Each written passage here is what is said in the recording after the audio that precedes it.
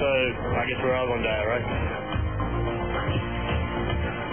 Interesting observation. Campbell Brown will host AC 360 at the top of the hour. Campbell Brown, what's up tonight? Well, we got some breaking news we're going to tell you about tonight, Larry. An arrest in the murder of Fort Bragg soldier Megan Tuma. She was 7 months... Practicing oncologist and our old friend Dr. Sanjay Gupta, CNN's chief medical correspondent, a practicing neurosurgeon himself. Dr. Brawley, what do you make of this report out of Pittsburgh? Well, I understand exactly why people are concerned, and I share their concern. But I think we need to tell people what's known, what's not known, and what's believed, and not confuse what's believed with what's known. First off, the number of brain tumors in Sweden, the first country to get cell phones, has actually gone down over the last 25 years. The number of brain cancers in the United States has actually gone down. There's not been flattening, not gone up with cell phones. Secondly, this is a kind of radiation that is not ionizing radiation. This is not microwave radiation. And a lot of people are confused by it. I think that we need to know there are 19 studies done. Three that cell phones might be associated with brain tumors.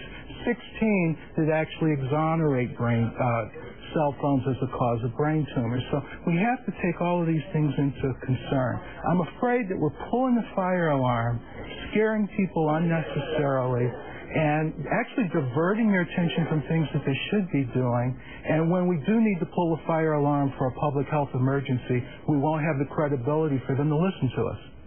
Dr. Gupta? I agree with what Dr. Brawley has said. I think, part of the issue here is trying to prove a negative, trying to say that these are not dangerous and they are safe as well. Part of the issue is, and I think Dr. Brawley has obviously looked at a lot of these studies, one of the ones that a lot of people quote, and I read these studies exhaustively, defines, for example, a regular cell phone user as someone who uses a cell phone once a day for 6 months. Now, that obviously is not how most people use their cell phones. It's not to say that, well, if you use it more than that, you're definitely at risk.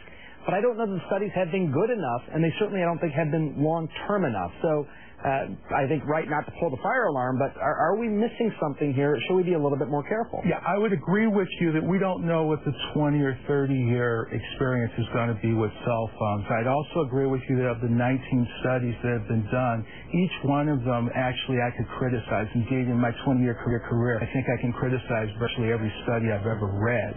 But so you're right. There's a great deal of unknown here.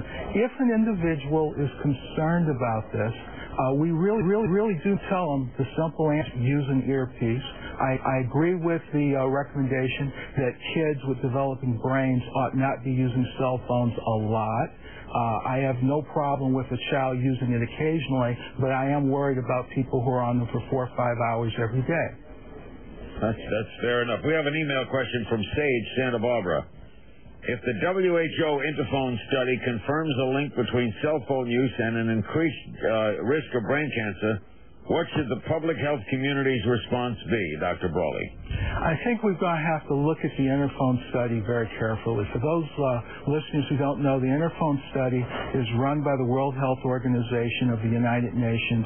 It's actually been completed for about 2.5 years, and the people who actually ran the study have yet to publish it. There's a lot of discussions going on amongst those scientists as to exactly what the data show, and it would really be nice if it were published, I must tell you. Thanks, Dr. Brawley. Great seeing you. We hope back real soon. Yeah. We'll join a panel of males coming to this.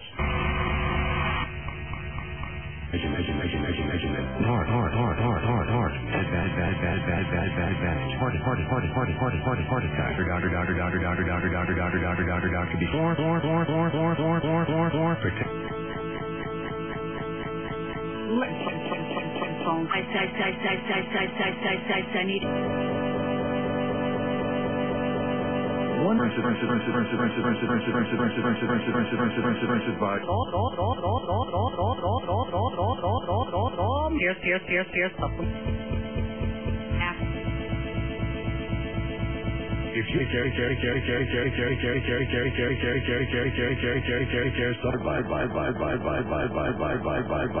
Bye.